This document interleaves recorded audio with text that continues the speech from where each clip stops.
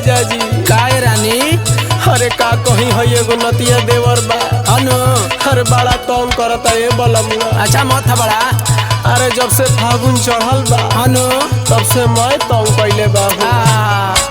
फागुन के महीना बाबे घर में बोलाई के, फागुन के महीना बाबे घर में बोलाई के, रंगावा देवरवा लगावे निहुराई के,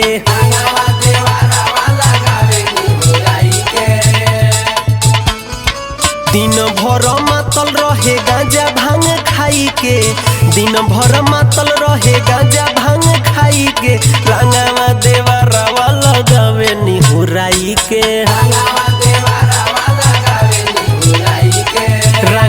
देवरवा लगावे निहुराई के।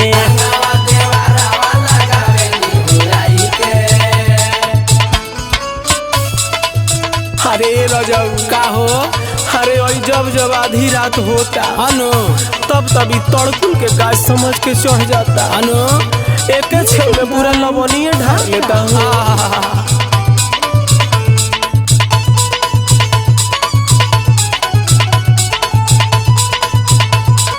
ए रजऊ का हो अरे का कहीं ऐसा देवर बा ए राजा जी। अनु अरे फान के चढ़ जाता नतिया माने नहीं बतिया, दूर बतिया करेला, जब जब आवेला उ घर में हमके पांजा में धरेला।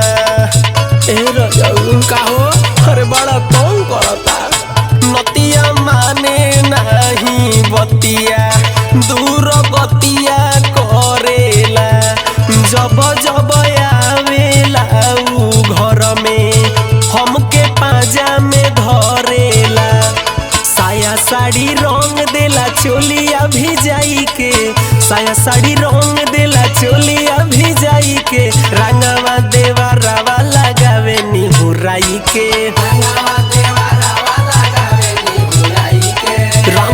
देवरवा लगावे निहुराई के।